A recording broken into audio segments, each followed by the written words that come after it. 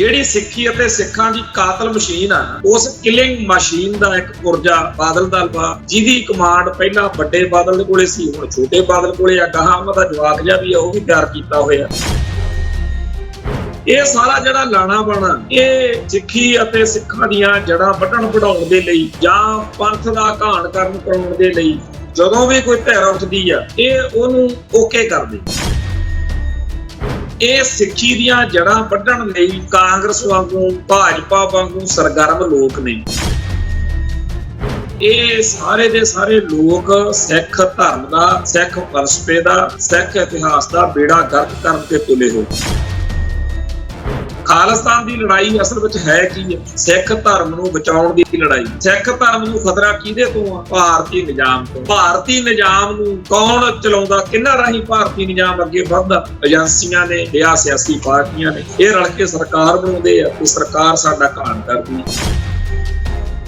ਜਿਹੜਾ ਜਥੇਦਾਰ ਰਘਵੀਰ ਸਿੰਘ ਇਸ ਵੇਲੇ ਅਕਾਲ ਤਖ਼ਤ ਸਾਹਿਬ ਦਾ ਜਥੇਦਾਰ ਆ, ਜਿਹਨੇ ਆਪਦੇ ਨਾਲ 4 ਸਿੰਘ ਸਾਹਿਬਾਨ ਬਿਠਾ ਕੇ 5 ਸਿੰਘ ਸਾਹਿਬਾਨ ਦਾ ਰੁਤਬਾ ਦਰਜਾ ਵਰਤ ਕੇ ਇਹ ਅੱਜ ਸੱਦਾ ਦਿੱਤਾ ਕਿ ਆਓ ਜੀ ਅਕਾਲ ਤਖ਼ਤ ਦੇ 15 ਦਿਨ ਦੇ ਅੰਦਰ ਅੰਦਰ। ਇਹ ਉਹਨਾਂ ਪੰਜਾਂ 'ਚ ਵੀ ਸੀ ਜਦੋਂ ਜਥੇਦਾਰ ਗੋਬਿੰਦ ਸਿੰਘ ਤੇ ਬਾਕੀ 4 ਜਾਣੇ ਸੀ ਕਿ ਉਹਦੇ ਨਾਲ ਬੈਠਿਆ ਫੋਟੋ ਸਾਹਮਣੇ ਮੇਰੇ। ਤੇ ਇਸ ਗੱਲ ਲਈ ਜੇ ਉਹ ਗਲਤ ਸੀ, ਕਿ ਉਹ ਫੈਸਲਾ ਗਲਤ ਸੀ, ਫਿਰ ਗਿਆਨੀ ਰਘਵੀਰ ਸਿੰਘ ਦਾ ਉਸ ਫੈਸਲਾ ਕਰਨ ਵਾਲੀ 5 ਸਿੰਘ ਸਾਹਿਬਾਨ ਦੀ ਟੀਮ ਦਾ ਹਿੱਸਾ ਸੀ।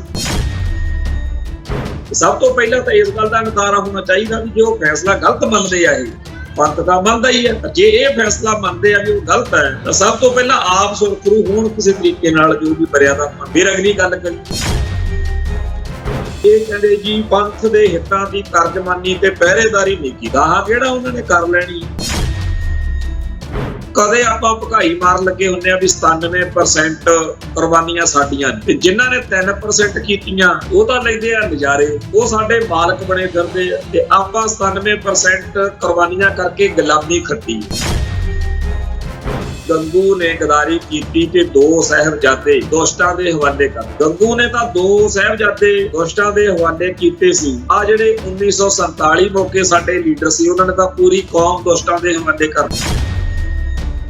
ਦੁਸ਼ਮਣ ਨਾ ਇਹ ਦੇਖਦਾ ਵੀ ਤੁਸੀਂ ਮੰਗਦੇ ਕਿਉਂ ਆ, ਉਹਨੂੰ ਇਹ ਨਹੀਂ ਵੀ ਮੰਗਦੇ ਕੀ ਹੋ। ਤੁਹਾਡੀ ਜੁਰਤ ਕਿਵੇਂ ਪੈ ਗਈ? ਇਸ ਮੌਕੇ ਮੁਲਕ ਦਾ ਹਾਕਮ ਇਹ ਕਹਿੰਦਾ ਵੀ ਤੁਹਾਡੀ ਹਿੰਮਤ ਕਿਵੇਂ ਪੈ ਗਈ ਸਿਰ ਚੱਕਣ। ਕਿਉਂਕਿ 1947 ਮੌਕੇ ਅਗਲਿਆਂ ਨੇ ਮਿੱਥ ਲਿਆ ਸੀ ਕਿ ਇਹਨਾਂ ਸਿੱਖਾਂ ਨੂੰ ਇੱਕ ਵਾਰੀ ਮੌਕਾ ਇਹਨਾਂ ਦੇ ਹੱਥੋਂ ਨਿਕਲ ਗਿਆ ਰਾਜ ਲੈਣ ਦਾ ਅੰਗਰੇਜ਼ਾਂ ਤੋਂ। ਹੁਣ ਇਹ ਕਦੇ ਨਾ ਕਦੇ ਰਾਜ ਦੇ ਰਾਹ ਪੈਣਗੇ। ਇਸ ਤੋਂ ਪਹਿਲਾਂ ਕਿ ਇਹ ਰਾਜ ਦੇ ਰਾਹ ਪੈਣ, ਇਹਨਾਂ ਨੂੰ ਇਸ ਤਰੀਕੇ ਨਾਲ ਕਮਜ਼ੋਰ ਕਰ ਦਿੱਤਾ ਜਾਵੇ ਕਿ ਇਹ ਆਪਦਾ ਧਰਮ ਬਚਾਉਣ ਦੇ ਰਾਹ ਪੈ ਜਾਣ, ਇਹ ਘਸਿਆਰੇ ਰੋਟੀ ਦੀ ਲੜਾਈ ਲੜਨ ਜੋਗੇ ਰਹਿ ਜਾਣ। TV 84 ਉੱਤੇ ਪ੍ਰੋਗਰਾਮ ਖਬਰ ਦੀ ਖਬਰ ਦੇਖ ਰਹੇ ਸਾਰੇ ਦਰਸ਼ਕਾਂ ਨੂੰ ਮੈਂ ਸਰਬਜੀਤ ਸਿੰਘ ਘੁਮਾਣ ਫਤਿਹ ਅਰਜ਼ ਕਰਦਾ ਜੀ। ਵਾਹਿਗੁਰੂ ਜੀ ਕਾ ਖਾਲਸਾ, ਵਾਹਿਗੁਰੂ ਜੀ ਕੀ ਫਤਿਹ। ਅੱਜ ਅਕਾਲ ਤਖ਼ਤ ਸਾਹਿਬ ਤੇ 5 ਸਿੰਘ ਸਾਹਿਬਾਨ ਦੀ ਇਕੱਤਰਤਾ ਹੋਈ ਹੈ, ਜਿਹਦੇ ਵਿੱਚ ਸੌਦੇ ਸਾਧ ਨੂੰ ਮਾਫੀ ਦੇਣ ਵਾਲਾ ਮਾਮਲਾ ਜਿਹੜਾ ਉਹਦੇ ਵਿੱਚ ਸਰਦਾਰ ਸੁਖਬੀਰ ਸਿੰਘ ਬਾਦਲ ਨੂੰ, ਜਿਹੜਾ ਪ੍ਰਧਾਨ ਸ਼੍ਰੋਮਣੀ ਅਕਾਲੀ ਦਲ ਬਾਦਲ, ਉਹਨੂੰ ਅਕਾਲ ਤਖ਼ਤ ਸਾਹਿਬ ਤੇ ਤਲਬ ਕੀਤਾ ਗਿਆ। ਨਾਲ 15 ਦਿਨ ਦਾ ਉਹਨੂੰ ਟਾਈਮ ਦਿੱਤਾ ਗਿਆ ਕਿ ਜਿਹੜੇ 90 ਲੱਖ ਦੇ ਇਸ਼ਤਿਹਾਰ ਦਿੱਤੇ ਗਏ ਸੀ, ਇਹ ਨਾਲੇ ਤੁਸੀਂ ਪੰਥਕ ਹਿੱਤਾਂ ਦੀ ਸਹੀ ਤਰੀਕੇ ਨਾਲ ਤਰਜਮਾਨੀ ਨਹੀਂ ਕੀਤੀ, ਪਹਿਰੇਦਾਰੀ ਨਹੀਂ ਕੀਤੀ। ਤੋਂ ਇਹ ਅੱਜ ਜਦੋਂ ਅਕਾਲ ਤਖ਼ਤ ਸਾਹਿਬ ਤੋਂ ਫੈਸਲਾ ਲਿਆ ਗਿਆ ਤਾਂ ਇਹਦੇ ਨਾਲ ਜਿਹੜੀ ਅਕਾਲੀ ਦਲ ਬਾਦਲ ਦੀ ਅੰਦਰਲੀ ਜਿਹੜੀ ਰਾਜਨੀਤੀ ਚੱਲ ਰਹੀ ਆ, ਉਹਦੇ ਵਿੱਚ ਇੱਕ ਨਵਾਂ ਟਵਿਸਟ ਆਇਆ। ਸਭ ਤੋਂ ਪਹਿਲਾਂ ਤਾਂ ਆਪਾਂ ਇਸ ਗੱਲ ਵੱਲ ਧਿਆਨ ਮਾਰੀਏ ਵੀ ਜਿਹੜੇ ਬਾਗੀ ਅਕਾਲੀ ਅਕਾਲ ਤਖ਼ਤ ਸਾਹਿਬ ਦੇ ਉੱਤੇ ਮਸਲਾ ਲੈ ਕੇ ਗਏ ਆ, ਉਹ ਵੀ ਉਸ ਮੌਕੇ ਜਦੋਂ ਸਾਰਾ ਕੁਝ ਵਾਪਰਿਆ ਨਾਲ ਹੁੰਦੇ ਸੀ। ਤੇ ਜਿਹੜੇ ਇਸ ਮੌਕੇ ਅਕਾਲ ਤਖ਼ਤ ਸਾਹਿਬ ਦੇ ਜਥੇਦਾਰ ਨੇ ਗਿਆਨੀ ਰਘੁਵੀਰ ਸਿੰਘ, ਇਹਨਾਂ ਬਾਰੇ ਬਹੁਤ ਸਾਰੇ ਸਾਡੇ ਭੈਣ ਭਰਾਵਾਂ ਨੂੰ ਸ਼ਾਇਦ ਚੇਤਾ ਨਾ ਹੋਵੇ ਕਿ ਜਿੱਦਣ ਅਕਾਲ ਤਖਤ ਸਾਹਿਬ ਤੋਂ ਡੇਰਾ ਸਰਸਾ ਦੇ ਮੁਖੀ ਨੂੰ ਮੁਆਫੀ ਦਿੱਤੀ ਗਈ ਹੈ। ਉਸ ਦਿਨ ਇਹ ਵੀ ਉਹਨਾਂ 5 ਸਿੰਘ ਸਾਹਿਬਾਨ ਦੇ ਵਿੱਚ ਹੀ ਸੀ। ਤਾਂ ਮੇਰੇ ਸਾਹਮਣੇ ਫੋਟੋ ਹੈ 5 ਸਿੰਘ ਸਾਹਿਬਾਨ ਦੀ। ਤਾਂ ਕਰਨਾ ਅੱਜ ਥੋੜੀ ਜਿਹੀ ਸਿਹਤ ਵਿੱਚ ਪ੍ਰੋਬਲਮ ਆ, ਇਸ ਕਰਕੇ ਉਹ 5 ਸਿੰਘ ਸਾਹਿਬਾਨ ਜਿਹੜੇ ਉਸ ਦਿਨ ਉੱਥੇ ਜਥੇਦਾਰ ਗੁਰਬਚਨ ਸਿੰਘ ਦੀ ਕਮਾਂਡ ਹੇਠ ਪਹਿਲਾ ਸਰਦਾਰ ਸੁਖਬੀਰ ਸਿੰਘ ਬਾਦਲ ਪਰਿਵਾਰ ਨੇ ਉੱਥੇ ਸੱਦੇ, ਉਹਨਾਂ ਨੂੰ ਹੁਕਮ ਲਾਇਆ। ਉਹਨਾਂ ਨੇ ਉਸ ਹੁਕਮਨਾਮੇ ਦੇ ਤਹਿਤ ਹੁਕਮ ਅੱਗੇ ਸੰਗਤ ਨੂੰ ਸੁਣਾਤਾ ਤੇ ਸਾਡੀ ਕੌਮ ਦਾ 5 ਸਿੰਘ ਸਾਹਿਬਾਨ ਦਾ ਅਕਾਲ ਤਖਤ ਸਾਹਿਬ ਦੇ ਸਾਰੀ ਰਵਾਇਤ ਦਾ, ਅਕਾਲ ਤਖਤ ਸਾਹਿਬ ਦੀ ਜਿਹੜੀ ਮੋਹਰ ਆ, ਹੁਕਮਨਾਮਾ ਦੀ ਪਰੰਪਰਾ, ਇਹ ਸਾਰੇ ਕਾਸੇ ਦਾ ਬਾਦਲ ਪਰਿਵਾਰ ਨੇ ਆਪਦੇ ਸਵਾਰਥਾਂ ਲਈ ਮਜ਼ਾਕ ਬਣਾ। ਗਿਆਨੀ ਗੁਰਮੁਖ ਸਿੰਘ ਜਿਹੜਾ ਇਹਨਾਂ 5 ਦੇ ਵਿੱਚ ਉਸ ਮੌਕੇ ਹਾਜ਼ਰ ਸੀ, ਉਹਨੇ ਬਾਅਦ ਵਿੱਚ ਇਹ ਸਾਰੀ ਗੱਲ ਮੀਡੀਆ ਦੇ ਵਿੱਚ ਜ਼ਾਹਿਰ ਵੀ ਕੀਤੀ ਕਿ ਕਿਵੇਂ ਸਾਨੂੰ ਉੱਥੇ ਸੱਦਿਆ ਗਿਆ ਚੰਡੀਗੜ੍ਹ ਤੇ ਕਿਵੇਂ ਸਾਨੂੰ ਉੱਥੋਂ ਇਹ ਗੱਲ ਦੀ ਹਦਾਇਤ ਕੀਤੀ ਗਈ। ਕੋਈ ਮਾਫੀਨਾਮਾ ਨਹੀਂ ਸੀ ਆਇਆ, ਇਹਨਾਂ ਨੇ ਆਪ ਹੀ ਉਹ ਮਾਫੀਨਾਮਾ ਬਣਾ ਲਿਆ, ਕਿਉਂਕਿ ਡੇਰਾ ਸਰਸੇ ਵਾਲੇ ਤਾਂ ਪਹਿਲੇ ਦਿਨ ਤੋਂ ਹੀ ਕਹਿੰਦੇ ਰਹੇ ਵੀ ਨਾ ਅਸੀਂ ਗਲਤੀ ਕੀਤੀ ਆ ਤੇ ਨਾ ਕੋਈ ਮਾਫੀ ਮੰਗੀ ਹੈ। ਪਰ ਇਹਨਾਂ ਦਾ ਸਰਦਾ ਨਹੀਂ ਸੀਗਾ, ਵੋਟਾਂ ਦਾ ਮਸਲਾ ਸੀ। ਸੋ ਅਕਾਲ ਤਖਤ ਸਾਹਿਬ ਨੂੰ ਨਹੀਂ, ਪੂਰੇ ਖਾਲਸਾ ਪੰਥ ਨੂੰ ਕਲੰਕ ਜਿਹੜਾ ਇਹਨਾਂ ਨੇ ਲਾਇਆ, ਸਿੱਖ ਇਤਿਹਾਸ ਨੂੰ ਇਹਨਾਂ ਨੇ ਜਲੀਲ ਕੀਤਾ।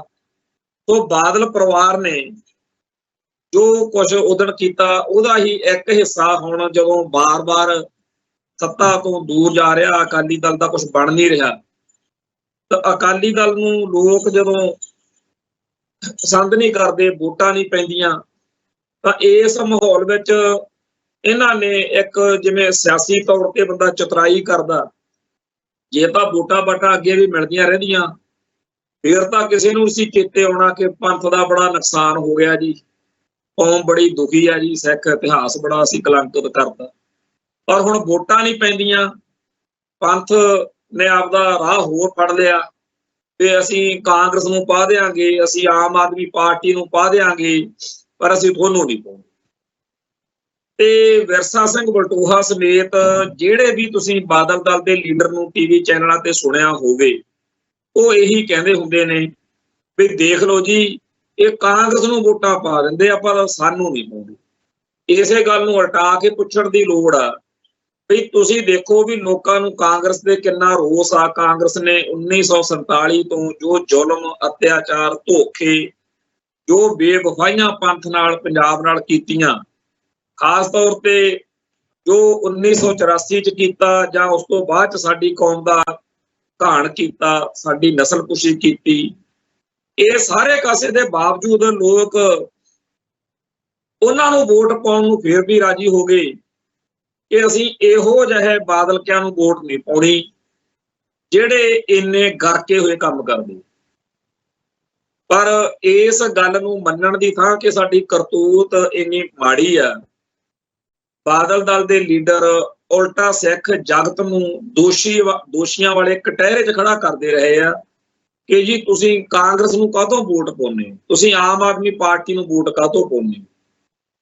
ਪਰ ਇਹਨਾਂ ਨੂੰ ਲੱਗਦਾ ਸੀ ਵੀ ਐਂ ਗਾਲਾਂ ਗੂਲਾਂ ਕੱਢ ਕੇ, ਜਲੀਲ ਕਰਕੇ, ਸਿੱਖਾਂ ਦੇ ਇਮੋਸ਼ਨ ਨੂੰ ਬਲੈਕਮੇਲ ਕਰਕੇ ਵੀ ਅਸੀਂ ਖਨੀ ਆਪਦੀ ਜਿਹੜੀ ਕਰਤੂਤ ਆ ਉਹਨੂੰ ਸਿਆਸਤ ਦੇ ਰਾਹੀਂ ਅੱਗੇ ਲੰਘਾ ਲਾਂਗੇ ਤੇ ਲੋਕ ਸਾਨੂੰ ਵੋਟਾਂ ਫਿਰ ਪਾਉਣ ਲੱਗ ਜਾਣਗੇ। ਪਰ ਹੁਣ ਆਪਾਂ ਦੇਖ ਹੀ ਲਿਆ ਕਿ ਜਿਹੜੀਆਂ ਪਹਿਲਾਂ ਹੁਣ ਲੋਕ ਸਭਾ ਚੋਣਾਂ ਹੋ ਕੇ ਹਟੀਆਂ, ਉਹਦੇ 'ਚ ਇਹਨਾਂ ਦਾ ਜੋ ਜਲੂਸ ਨਿਕਲਿਆ ਉਹ ਤਾਂ ਨਿਕਲਿਆ ਹੀ, ਪਰ ਜਿਹੜਾ ਪਰਸੋਂ ਜਿਮਨੀ ਚੋਣ ਹੋਈ ਜਲੰਧਰ ਵਾਲੀ, ਉੱਥੇ ਜੋ ਦੁਰਗਤੀ ਹੋਈ ਆ, ਇਹ 1000 ਤੋਂ ਵੱਧ ਵੋਟ ਨਹੀਂ ਇਹਨਾਂ ਨੂੰ। ਸੋ ਇਸ ਮਾਹੌਲ ਦੇ ਵਿੱਚ ਹੁਣ ਇਹ ਬੜੇ ਕਸੂਤੇ ਫਸੇ ਹੋਏ ਸਮਝਦੇ ਆਪਦੇ ਆਪ ਨੂੰ, ਤੇ ਇਹਨਾਂ ਦੇ ਵਿੱਚ ਸਾਫ਼ ਤੌਰ ਦੇ ਉੱਤੇ ਇਹ ਗੱਲ ਸੁਖਬੀਰ ਸਿੰਘ ਬਾਦਲ ਤੇ ਉਹਦੇ ਝੰਡੇ ਹੇਠਲੇ ਜਿਹੜੇ ਬਾਕੀ ਅਕਾਲੀਆਂ ਤੋਂ ਬੜੇ ਚਿੜੇ ਹੋਏ ਨੇ, ਉਹ ਇਹ ਸਮਝਦੇ ਆ ਵੀ ਚਾਹੇ ਆਪਾਂ ਹੁਣ ਅਕਾਲ ਤਖਤ ਸਾਹਿਬ ਤੇ ਪੇਸ਼ ਹੋ ਕੇ ਭਾਂਡੇ ਮਾਂਜ ਲਈਏ, ਚਾਹੇ ਆਪਾਂ ਜੋੜੇ ਸਾਫ਼ ਕਰ ਲਈਏ, ਤੇ ਚਾਹੇ ਆਪਾਂ ਆਪਦੇ ਮਨ ਨੂੰ ਧਰਵਾਸ ਦੇ ਲਈਏ ਕਿ ਅਸੀਂ ਹੁਣ ਸੁਰਖਰੂ ਹੋ ਗਏ, ਪਰ ਜਿੰਨਾ ਕੁਛ ਆਪਾਂ ਕਰੀ ਬੈਠੇ ਆ, ਉਹਦਾ ਰੋਸ, ਉਹਦਾ ਗੁੱਸਾ ਸਿੱਖ ਜਗਤ ਦੇ ਅੰਦਰੋਂ ਨਿਕਲਣਾ ਨਹੀਂ, ਉਹ ਸਾਨੂੰ ਵੋਟ ਫਿਰ ਵੀ ਨਹੀਂ ਪੈਣੀ। ਮੇਰਾ ਇਹ ਗੱਲ ਕਹਿਣ ਤੋਂ ਭਾਵ ਹੈ ਕਿ ਜਿਵੇਂ ਅੱਜ ਪੰਜ ਸਿੰਘ ਸਾਹਿਬਾਨ ਨੇ ਸੁਖਬੀਰ ਸਿੰਘ ਬਾਦਲ ਨੂੰ ਸੱਦਿਆ, ਅਗਲਾ ਪ੍ਰੋਸੈਸ ਚੱਲੂਗਾ ਜਿਹਦੇ ਵਿੱਚ ਐਂਡ ਦੇ ਉੱਤੇ ਕਹਿਣਗੇ ਗੁਨਾਹ ਥੋੜੇ ਬਹੁਤ ਵੱਡੇ ਨੇ, ਚਲੋ ਜੀ ਐ ਕਰ ਲਓ ਉਹ ਕਰ ਲਓ। ਉਹ ਇੱਕ ਡਰਾਮਾ ਕੀਤਾ ਜਾ ਸਕਦਾ ਹੈ ਜਿਹਦੇ ਤਹਿਤ ਇਹ ਵਹਿਮ ਪਾਇਆ ਜਾ ਸਕਦਾ ਕਿ ਲਓ ਜੀ ਹੁਣ ਸੁਰਖਰੂ ਹੋ ਗਏ।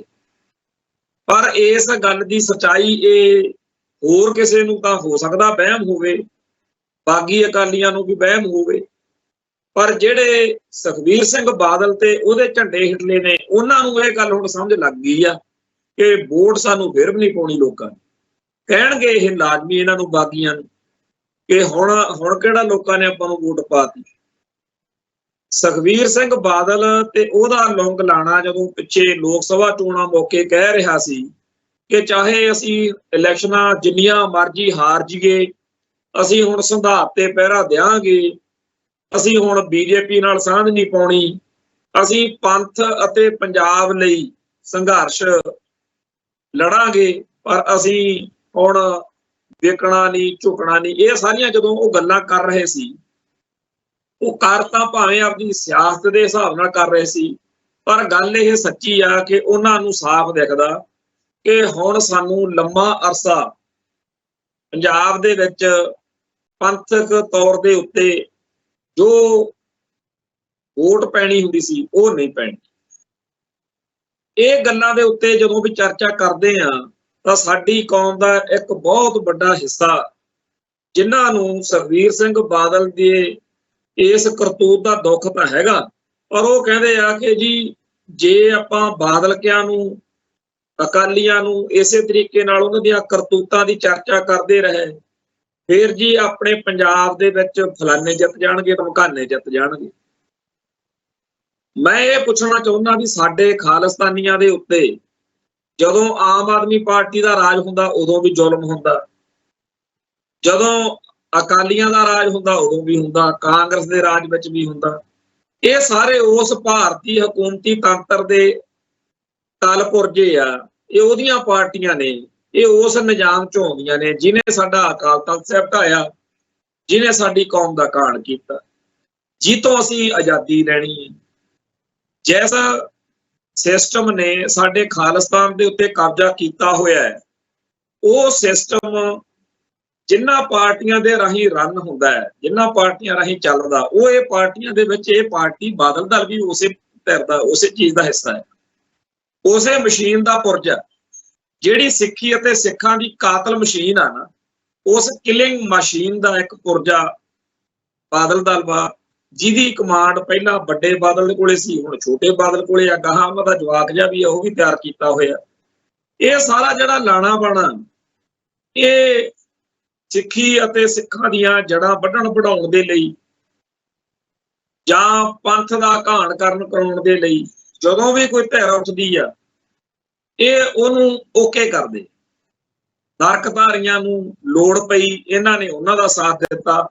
ਹੁਣ ਸਰਸੇ ਵਾਲਿਆਂ ਨੂੰ ਲੋੜ ਪਈ, ਉਹਦਾ ਸਾਥ ਦਿੱਤਾ। RSS ਨੂੰ ਲੋੜ ਪਈ, ਉਹਦਾ ਸਾਥ ਦਿੱਤਾ। ਜਿੰਨੇ ਪੰਜਾਬ 'ਚ ਡੇਰੇਦਾਰ ਸਾਧ RSS ਜਾਂ ਸਿੱਖੀ ਦਾ ਬਾਹਮਣੀਕਰਨ ਕਰਨ ਦੇ ਪ੍ਰੋਜੈਕਟ ਤਹਿਤ ਸਰਗਰਮ ਨੇ, ਜਾਂ ਜਿੰਨੇ ਦੇਹਧਾਰੀ ਗੁਰੂ ਡੰਮ ਦੇ ਅੱਡੇ ਨੇ, ਉਹਨਾਂ ਸਾਰਿਆਂ ਚੋਂ ਦੱਸੋ ਸਹੀ ਵੀ ਕਿਹਦੇ ਨਾਲ ਇਹਨਾਂ ਦੇ ਸਬੂਤ ਚਾਹੀਦੇ ਆ। ਸੋ ਇਹ ਸਿੱਖੀ ਦੀਆਂ ਜੜ੍ਹਾਂ ਵੱਢਣ ਲਈ ਕਾਂਗਰਸ ਵਾਂਗੂ, ਭਾਜਪਾ ਵਾਂਗੂ ਸਰਗਰਮ ਲੋਕ ਨੇ। ਤੇ ਜੇ ਇਕੱਲੇ ਆਪਾਂ ਕਾਂਗਰਸ ਕਰੀ ਚੱਲੀਏ ਤਾਂ ਵੀ ਮਾੜਾ, ਜੇ ਆਪਾਂ ਭਾਜਪਾ ਕਰੀ ਚੱਲੀਏ ਤਾਂ ਵੀ ਮਾੜਾ, ਜੇ ਇਕੱਲਾ ਬਾਦਲ ਕਰੀ ਚੱਲੀਏ ਤਾਂ ਵੀ ਮਾੜਾ। ਸਾਰਿਆਂ ਦੀ ਗੱਲ ਕਰਨੀ ਚਾਹੀਦੀ ਆ ਤੇ ਸਾਰਿਆਂ ਦੀਆਂ ਕਰਤੂਤਾਂ ਸਾਹਮਣੇ ਲਿਆ ਕੇ ਇਹ ਦੱਸਣਾ ਚਾਹੀਦਾ ਸੰਗਤ ਨੂੰ ਕਿ ਇਹ ਸਾਰੇ ਦੇ ਸਾਰੇ ਲੋਕ ਸਿੱਖ ਧਰਮ ਦਾ, ਸਿੱਖ ਫਲਸਫੇ ਦਾ, ਸਿੱਖ ਇਤਿਹਾਸ ਦਾ ਬੇੜਾ ਗਰਕ ਕਰਨ ਤੇ ਤੁਲੇ ਹੋਏ। ਖਾਲਿਸਤਾਨ ਦੀ ਲੜਾਈ ਅਸਲ ਵਿੱਚ ਹੈ ਕੀ ਹੈ? ਸਿੱਖ ਧਰਮ ਨੂੰ ਬਚਾਉਣ ਦੀ ਲੜਾਈ। ਸਿੱਖ ਧਰਮ ਨੂੰ ਖਤਰਾ ਕਿਹਦੇ ਤੋਂ ਆ? ਭਾਰਤੀ ਨਿਜ਼ਾਮ ਤੋਂ। ਭਾਰਤੀ ਨਿਜ਼ਾਮ ਨੂੰ ਕੌਣ ਚਲਾਉਂਦਾ, ਕਿਹਨਾਂ ਰਾਹੀਂ ਭਾਰਤੀ ਨਿਜ਼ਾਮ ਅੱਗੇ ਵੱਧਦਾ? ਏਜੰਸੀਆਂ ਨੇ ਤੇ ਆ ਸਿਆਸੀ ਪਾਰਟੀਆਂ ਨੇ, ਇਹ ਰਲ ਕੇ ਸਰਕਾਰ ਬਣਾਉਂਦੇ ਆ ਤੇ ਸਰਕਾਰ ਸਾਡਾ ਘਾਣ ਕਰਦੀ। ਸੋ ਸਾਨੂੰ ਕਿਉਂ ਚੀਕਾਂ ਜਿਹੀਆਂ ਮਾਰਨ ਲੱਗ ਜਾਂਦੇ ਆ ਬੰਦੇ, ਹਾਏ ਬਾਦਲ ਦੀ ਗੱਲ ਕਿਉਂ ਕਰਦੇ? ਅੱਜ ਸਵੇਰ ਤੋਂ ਸਮੁੱਚਾ ਖਾਲਸਾ ਪੰਥ, ਸਿੱਖ ਜਗਤ ਇਸ ਗੱਲ ਵੱਲ ਅੱਖਾਂ ਗੱਡੀ ਬੈਠਾ ਸੀ ਵੀ ਇਹ ਕੀ ਹੋਏਗਾ। ਤੇ ਲੋਕਾਂ ਨੂੰ ਇੱਕ ਪਾਸੇ ਤਾਂ ਇਸ ਗੱਲ 'ਚ ਦਿਲਚਸਪੀ ਆ ਸੰਗਤ ਨੂੰ ਕਿ ਉੱਥੇ ਕੀ ਹੁੰਦਾ, ਦੂਜੇ ਪਾਸੇ ਇਹ ਆ ਵੀ ਇਹ ਡਰਾਮੇ ਨੇ। ਸਭ ਤੋਂ ਵੱਡਾ ਪੁਆਇੰਟ ਤਾਂ ਇਹੀ ਆ ਕਿ ਜਿਹੜਾ ਜਥੇਦਾਰ ਰਘਵੀਰ ਸਿੰਘ ਇਸ ਵੇਲੇ ਅਕਾਲ ਤਖ਼ਤ ਸਾਹਿਬ ਦਾ ਜਥੇਦਾਰ ਆ, ਜਿਹਨੇ ਆਪਦੇ ਨਾਲ 4 ਸਿੰਘ ਸਹਿਬਾਨ ਬਿਠਾ ਕੇ 5 ਸਿੰਘ ਸਹਿਬਾਨ ਦਾ ਰੁਤਬਾ ਦਰਜਾ ਵਰਤ ਕੇ ਇਹ ਅੱਜ ਸੱਦਾ ਦਿੱਤਾ ਕਿ ਆਓ ਜੀ ਅਕਾਲ ਤਖ਼ਤ ਦੇ 15 ਦਿਨ ਦੇ ਅੰਦਰ ਅੰਦਰ, ਇਹ ਉਹਨਾਂ ਪੰਜਾਂ 'ਚ ਵੀ ਸੀਗਾ ਜਦੋਂ ਜਥੇਦਾਰ ਗੁਰਬਚਨ ਸਿੰਘ ਤੇ ਬਾਕੀ 4 ਜਾਣੇ ਸੀਗੇ ਉਹਦੇ ਨਾਲ ਬੈਠਿਆ, ਫੋਟੋ ਸਾਹਮਣੇ ਮੇਰੇ। ਤੇ ਇਸ ਗੱਲ ਲਈ ਜੇ ਉਹ ਗਲਤ ਸੀ, ਕਿ ਉਹ ਫੈਸਲਾ ਗਲਤ ਸੀ, ਤਾਂ ਫਿਰ ਗਿਆਨੀ ਰਘਵੀਰ ਸਿੰਘ ਦਾ ਉਸ ਫੈਸਲਾ ਕਰਨ ਵਾਲੀ 5 ਸਿੰਘ ਸਾਹਿਬਾਨ ਦੀ ਟੀਮ ਦਾ ਹਿੱਸਾ ਸੀ। ਸਭ ਤੋਂ ਪਹਿਲਾਂ ਤਾਂ ਇਸ ਗੱਲ ਦਾ ਨਤਾਰਾ ਹੋਣਾ ਚਾਹੀਦਾ ਵੀ ਜੇ ਉਹ ਫੈਸਲਾ ਗਲਤ ਮੰਨਦੇ ਆ, ਇਹ ਪੰਥ ਦਾ ਮੰਨਦਾ ਹੀ ਆ, ਜੇ ਇਹ ਫੈਸਲਾ ਮੰਨਦੇ ਆ ਵੀ ਉਹ ਗਲਤ ਹੈ ਤਾਂ ਸਭ ਤੋਂ ਪਹਿਲਾਂ ਆਪ ਸੁਰਖਰੂ ਹੋਣ ਕਿਸੇ ਤਰੀਕੇ ਨਾਲ, ਜੋ ਵੀ ਮਰਿਆਦਾ ਪੰਥ, ਫਿਰ ਅਗਲੀ ਗੱਲ ਕਰੀਏ। ਹੁਣ ਆ ਜਾਂਦੇ ਆਪਾਂ ਵੀ ਇਹ ਕਹਿੰਦੇ ਜੀ ਪੰਥ ਦੇ ਹਿੱਤਾਂ ਦੀ ਤਰਜਮਾਨੀ ਤੇ ਪਹਿਰੇਦਾਰੀ ਨਹੀਂ ਕੀਤੀ, ਗਾਹਾਂ ਕਿਹੜਾ ਉਹਨਾਂ ਨੇ ਕਰ ਲੈਣੀ। ਸੱਚਾਈ ਤਾਂ ਇਹ ਆ ਕਿ ਭਾਰਤੀ ਹਕੂਮਤੀ ਨਿਜ਼ਾਮ ਦੇ ਅਧੀਨ ਕਿਸੇ ਵੀ ਸਿੱਖ ਤੋਂ ਇਹ ਆਸ ਕਰਨੀ ਫਜ਼ੂਲ ਆ। ਚਾਹੇ ਸਰਦਾਰ ਸਿਮਰਨਜੀਤ ਸਿੰਘ ਮਾਨ ਨੂੰ ਬਿਠਾ ਦਿਓ ਉੱਥੇ MP ਬਣਾ ਕੇ, ਪ੍ਰਧਾਨ ਮੰਤਰੀ ਬਣਾ ਦਿਓ, ਚਾਹੇ ਆਪਣੇ ਚੋਟੀ ਦੇ ਕਿਸੇ ਖਾਲਿਸਤਾਨੀ ਨੂੰ ਬਿਠਾ ਦਿਓ। ਇਸ ਮੁਲਕ ਦਾ ਸਿਸਟਮ, ਜਿਸ ਭਾਰਤੀ ਸੰਵਿਧਾਨ ਅਤੇ ਸਿਸਟਮ ਜਿਨ੍ਹਾਂ ਚੀਜ਼ਾਂ ਦੇ ਰਾਹੀਂ ਚੱਲਦਾ, ਉੱਥੇ ਕੋਈ ਫਾਇਦਾ ਨਹੀਂ, ਗੱਲ ਸਿਸਟਮ ਨਿਜ਼ਾਮ ਦੀ ਹੈ। ਤੋ ਜਿਹੜਾ ਆਪਾਂ ਇਹ ਵਹਿਮ ਪਾਈ ਫਿਰਦੇ ਹਾਂ ਕਿ ਜੀ ਜੇਕਰ ਅਕਾਲੀ ਸੁਧਰ ਜਾਣ, ਅਕਾਲੀਆਂ ਨੇ 1947 ਤੋਂ ਲੈ ਕੇ ਹੁਣ ਤੱਕ ਆਪਦੇ ਵੱਲੋਂ ਪੂਰੀ ਵਾਹ ਲਾਈ, ਆਪਾਂ ਚਲੋ ਇਸ ਗੱਲ ਨੂੰ ਛੱਡ ਦਿੰਦੇ ਆ ਕਿ ਹੁਣ ਜਿਹੜਾ ਅਕਾਲੀ ਦਲ ਦਾ ਰੂਪ ਰੰਗ ਆ, ਜਦੋਂ ਅਕਾਲੀ ਭਲੇ ਮਾਨੁਸ਼ ਹੁੰਦੇ ਸੀ, ਉਹ ਬੀਬੇਵਾਲਕ ਹੁੰਦੇ ਸੀ, ਪੰਥ ਨੂੰ ਸਮਰਪਿਤ ਹੁੰਦੇ ਸੀ, ਉਦੋਂ ਕਿ ਫੰਨੂ ਖੋਲਿਆ। ਮੈਂ ਨੁਕਸ ਅਕਾਲੀ ਲੀਡਰਾਂ ਦਾ ਕੱਢਦਾ ਨਹੀਂ, ਮੁਲਕ ਦਾ ਸਿਸਟਮ ਇਸੇ ਤਰੀਕੇ ਦਾ ਕਿ ਇੱਥੋਂ ਸਾਨੂੰ ਕੱਖ ਨਹੀਂ ਜੇ ਮਿਲਦਾ।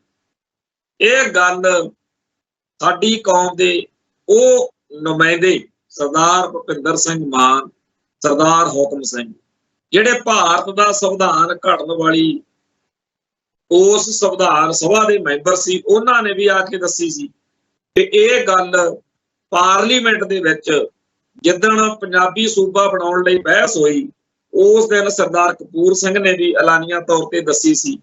ਉਹ ਜਿਹੜਾ ਉਹਨਾਂ ਦੀ ਤਕਰੀਰ ਸੀ, ਉਹ ਸਿੱਖਾਂ ਨਾਲ ਵਸਾਘਾਤ ਸਰਲੇਖ ਹੇਠ ਪੰਥ ਵਿੱਚ ਵੰਡੀ ਜਾਂਦੀ ਆ। ਮੈਂ ਇਹ ਸਮਝਦਾ ਕਿ ਜਿਸ ਬੰਦੇ ਨੇ ਖਾਲਿਸਤਾਨ ਦੀ ਲੜਾਈ ਨੂੰ ਸਭ ਤੋਂ ਪਹਿਲਾਂ ਸਮਝਣਾ ਹੋਵੇ, ਉਹਦੇ ਲਈ ਸਭ ਤੋਂ ਵੱਡੀ ਪਹਿਲੀ ਜਿਹੜੀ ਗੱਲ ਹੈ ਜ਼ਰੂਰੀ, ਉਹ ਇਹ ਆ ਕਿ ਉਹ ਸਿੱਖਾਂ ਨਾਲ ਵਸਾਘਾਤ ਸਰਦਾਰ ਕਪੂਰ ਸਿੰਘ ਜੀ ਦਾ ਜਿਹੜਾ ਹੈਗੀ ਤਕਰੀਰ ਪਾਰਲੀਮੈਂਟ ਵਾਲੀ, ਉਹ ਜ਼ਰੂਰ ਪੜ੍ਹੇ। ਉਹਨੂੰ ਇਸ ਗੱਲ ਦੀ ਸਮਝ ਲੱਗਦੀ ਆ ਕਿ ਇਸ ਮੁਲਕ ਦੇ ਸਿਸਟਮ ਦੇ ਵਿੱਚ ਕਿੱਥੇ ਗੜਬੜ ਆ, ਇਸ ਮੁਲਕ ਦੇ ਸੰਵਿਧਾਨ ਦੇ ਵਿੱਚ ਕੀ ਪ੍ਰੋਬਲਮ। ਸਾਡੇ ਬੰਦਿਆਂ ਨੂੰ ਉਸ ਟਾਈਮ ਸਮਝ ਸੀਗੀ ਕਿ ਸੰਵਿਧਾਨ ਦੇ ਵਿੱਚ ਕੁਝ ਨਹੀਂ ਹੈਗਾ ਸਾਡੇ ਲਈ, ਉਹਨਾਂ ਨੇ ਸੰਵਿਧਾਨ ਤੇ ਦਸਤਖਤ ਨਹੀਂ ਕੀਤੇ, ਪਰ ਆਪਣੇ ਆਪ ਨੂੰ ਉਸ ਮੌਕੇ ਹੀ ਸਟੇਟਲੈਸ ਪਰਸਨ, ਸਟੇਟਲੈਸ ਵੀ ਆ, ਸਾਡਾ ਕੁਝ ਨਹੀਂ ਹੈਗਾ ਜੀ, ਸਾਡਾ ਕੋਈ ਨਹੀਂ, ਅਸੀਂ ਬੇਵਤਨੇ ਲੋਕ। ਜਿਹੜੀ ਗੱਲ ਪਰਸੋਂ ਭਾਈ ਗਜਿੰਦਰ ਸਿੰਘ ਦੇ ਸਬੰਧ ਵਿੱਚ ਅਕਾਲ ਤਖ਼ਤ ਸਾਹਿਬ ਦੇ ਨਜ਼ਦੀਕ ਗੁਰਦੁਆਰਾ ਸ਼ਹੀਦ ਗੰਜ ਬਾਬਾ ਗੁਰਬਖਸ਼ ਸਿੰਘ ਉੱਥੇ ਬੋਲੀ ਗਈ, ਇਸੇ ਜਥੇਦਾਰ ਰਘਵੀਰ ਸਿੰਘ ਹੋਣਾ ਨੇ ਜਾਂ ਉੱਥੇ ਹਾਜ਼ਰ ਸੰਗਤਾਂ ਨੇ ਜਿਸ ਗੱਲ ਤੇ ਮੋਹਰ ਲਾਈ ਕਿ ਭਾਈ ਗਜਿੰਦਰ ਸਿੰਘ ਬੇਵਤਨੇ ਸਿੱਖ ਸੀ, ਇਵੇਂ ਪੂਰੀ ਕੌਮ ਨੂੰ ਬੇਵਤਨਾ ਡਿਕਲੇਅਰ ਕਰਕੇ ਆਪਾਂ ਨੂੰ ਇੰਟਰਨੈਸ਼ਨਲ ਭਾਈਚਾਰੇ ਦੇ ਸਾਹਮਣੇ ਇਹ ਗੱਲ ਕਰਨੀ ਚਾਹੀਦੀ ਸੀ ਕਿ ਜੀ ਸਾਡੇ ਨਾਲ ਕੀਤੇ ਹੋਏ ਵਾਅਦੇ, ਇਹ ਜਿਹੜੀ ਕਾਂਗਰਸੀ ਜੁਟਲੀ ਆ, ਨਹਿਰੂ ਪਟੇਲ ਹੁਣੀ, ਗਾਂਧੀ ਤਾਂ ਮਰ ਗਿਆ, ਖਹਿੜਾ ਛੁਡਾ ਗਿਆ, ਜਿਹਨੇ ਸੀਸਗੰਜ ਗੁਰਦੁਆਰਾ ਸਾਹਿਬ ਦੇ ਵਿੱਚ ਖੜ ਕੇ ਕਸਮ ਖਾਧੀ ਸੀ, ਤੇ ਇਹ ਤਾਂ ਹੁਣ ਮੁੱਕਰ ਗਏ ਜੀ। ਅਸੀਂ ਕਿਹੜੇ ਖੂਹ 'ਚ ਜਾਈਏ? ਸਾਡੇ ਹਿੱਤ ਸੁਰੱਖਿਅਤ ਨਹੀਂ ਹੈਗੇ, ਸਾਡਾ ਧਰਮ, ਸਾਡੀ ਬੋਲੀ, ਸਾਡਾ ਸੱਭਿਆਚਾਰ, ਸਿੱਖ ਸਿਵਲਾਈਜੇਸ਼ਨ ਹੈ, ਉਹ ਹਿੰਦੂ ਤਵੀਏ ਹੜੱਪ ਜਾਣਗੇ।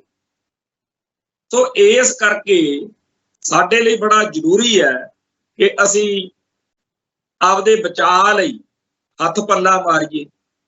ਇੱਕ ਬਿੱਲੀ ਕਿਸੇ ਕਮਰੇ 'ਚ ਘੇਰ ਲਈਏ, ਉਹ ਵੀ ਆਪਦੇ ਬਚਾਅ ਲਈ ਹੱਥ ਪੱਲਾ ਮਾਰਦੀ।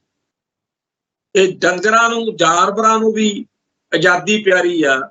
ਅਸੀਂ ਪਿੰਡਾਂ 'ਚ ਦੇਖਿਆ ਵੀ ਜਿਹੜੇ ਨਾ ਦਰਖਤਾਂ ਦੇ ਹੇਠਾਂ ਸਾਡੇ ਡੰਗਰ ਬੰਨੇ ਹੁੰਦੇ ਸੀ, ਪਸ਼ੂ, ਮੱਝਾਂ, ਗਾਵਾਂ।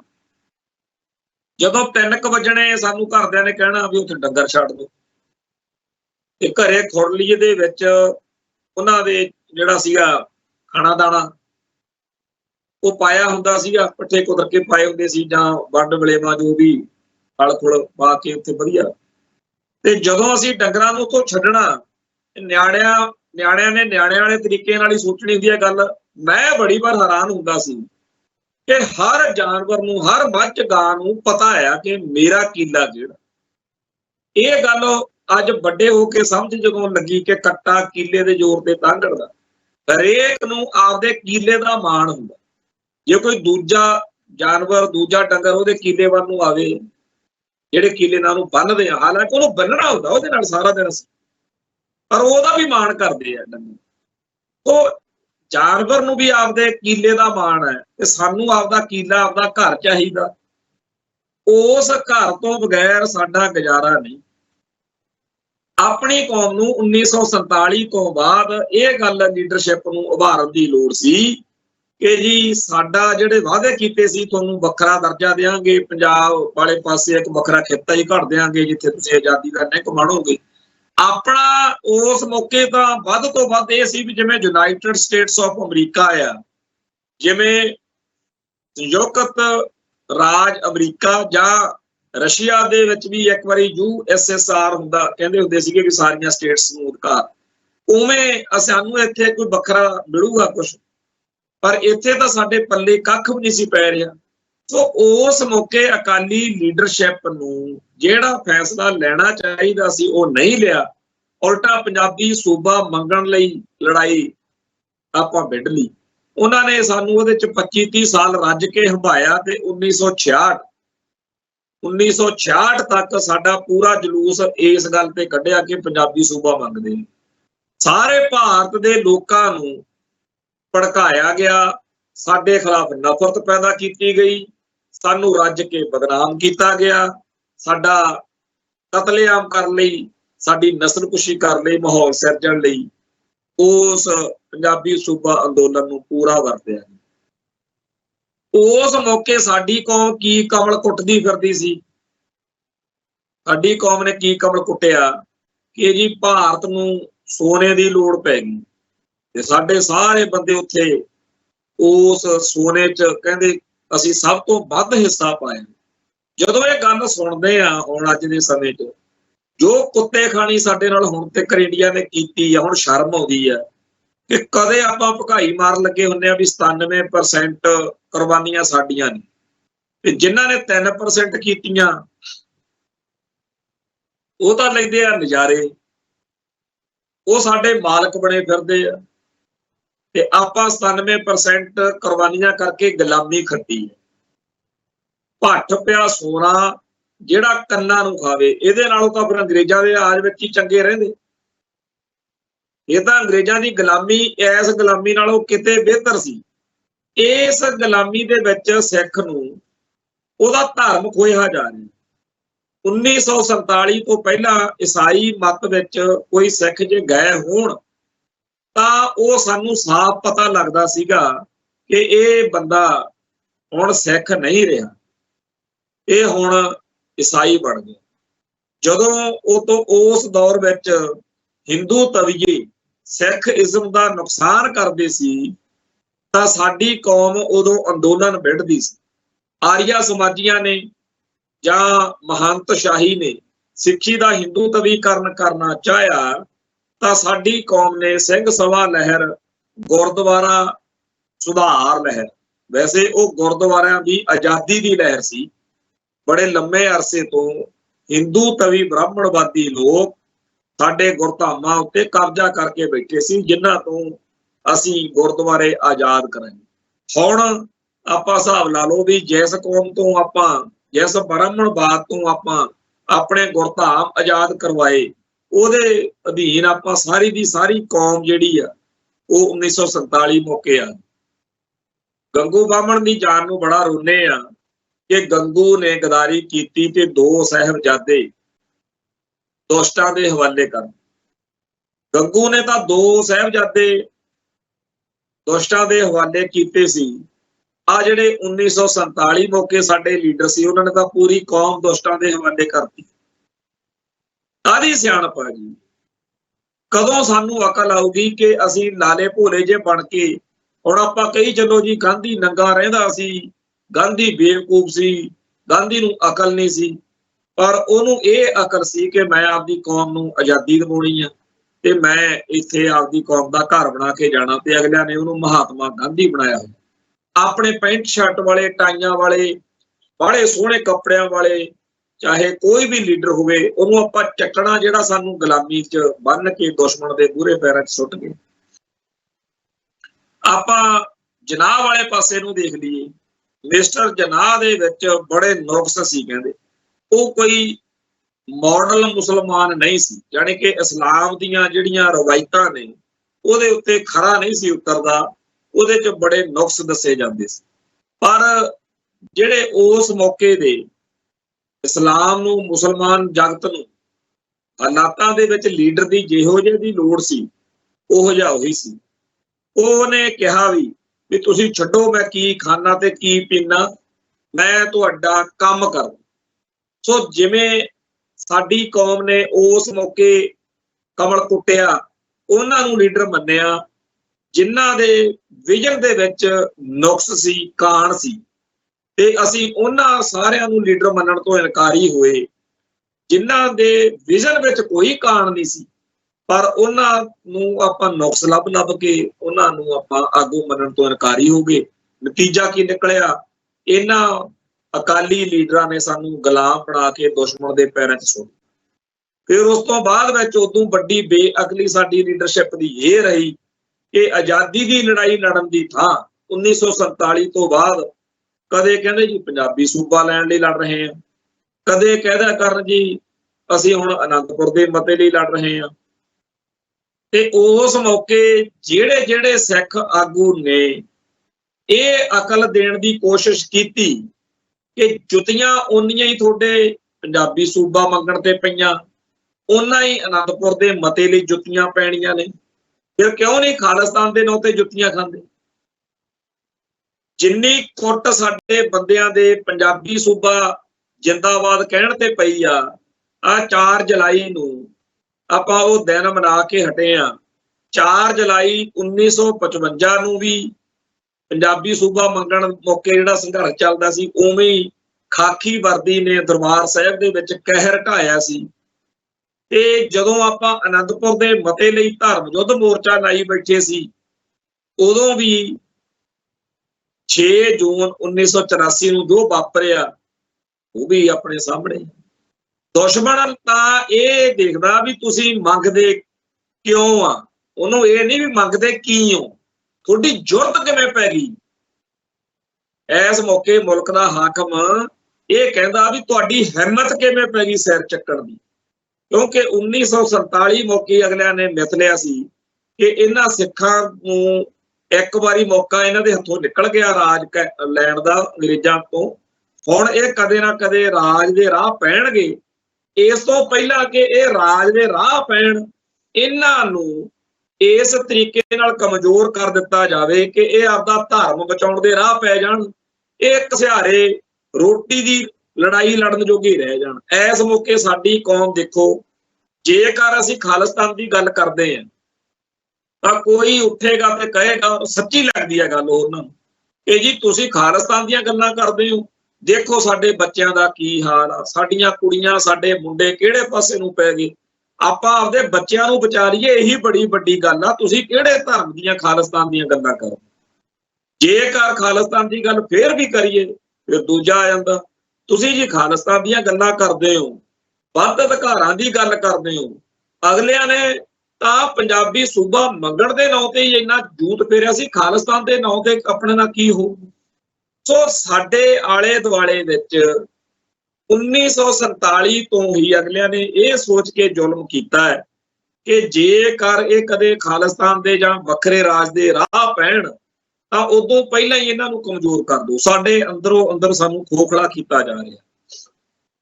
ਇਹ ਗੱਲ ਆਪਾਂ ਚੰਗੀ ਤਰ੍ਹਾਂ ਸਮਝ ਲਓ ਕਿ ਜਿਸ ਸਾਰੇ ਕਾਸੇ ਨੂੰ ਆਪਾਂ ਗੁਰਮਤ ਕਹਿੰਦੇ ਆ, ਗੁਰੂ ਸਾਹਿਬਾਨ ਦੀ ਮੱਤ, ਜੋ ਗੁਰੂ ਨਾਨਕ ਪਾਤਸ਼ਾਹ ਨੇ ਸਾਨੂੰ ਮੱਤ ਬਖਸ਼ੀ ਹੈ, ਜੋ ਗੁਰੂ ਸਾਹਿਬਾਨ ਨੇ, ਗੁਰੂ ਗ੍ਰੰਥ ਸਾਹਿਬ ਨੇ ਸਾਨੂੰ ਮੱਤ ਬਖਸ਼ੀ ਹੈ, ਉਹ ਸਾਰੇ ਕਾਸੇ ਦੇ ਉੱਤੇ ਜਦੋਂ ਆਪਾਂ ਫਖਰ ਕਰ ਰਹੇ ਹੁੰਦੇ ਆ, ਉਸ ਟਾਈਮ ਬ੍ਰਾਹਮਣਵਾਦ ਪੂਰਾ ਰੋਹ ਵਿੱਚ ਚੜਿਆ ਹੁੰਦਾ, ਕਿਉਂਕਿ ਜਿਸ ਸਭ ਕੁਝ ਨੂੰ ਸਾਡਾ ਧਰਮ ਮਨਮਤ ਕਹਿ ਕੇ ਰੱਦ ਕਰਦਾ, ਜਿਸ ਬ੍ਰਾਹਮਣਵਾਦ ਨੂੰ ਆਪਾਂ ਰੱਦ ਕਰਦੇ ਆ, ਉਸ ਬ੍ਰਾਹਮਣਵਾਦ ਦੇ ਉੱਤੇ ਉਹਨਾਂ ਨੂੰ ਫਖਰ।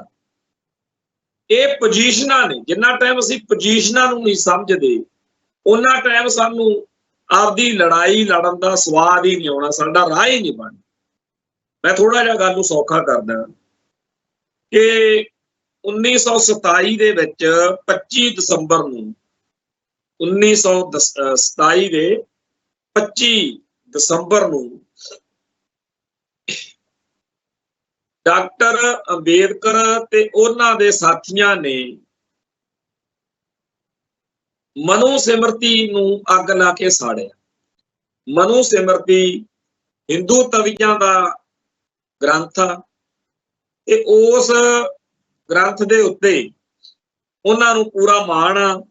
ਇਹ ਗ੍ਰੰਥ ਉਹ ਆ ਜਿਹੜਾ ਬ੍ਰਾਹਮਣਵਾਦ ਦੀ ਜਿੰਦ ਜਾਨ ਜਿਹੜੇ ਗ੍ਰੰਥ ਨੇ ਉਹਨਾਂ ਵਿੱਚੋਂ ਮੋਢੀ ਗ੍ਰੰਥ ਆ ਮਨੂ ਸਿਮਰਤੀ। ਇਹ ਉਹ ਗ੍ਰੰਥ ਆ ਜਿਹੜਾ ਜਾਤ ਵਰਣ ਦੀ ਵੰਡ ਦਾ ਸਭ ਤੋਂ ਵੱਡਾ ਅਲੰਬੜਦਾਰ ਗ੍ਰੰਥ।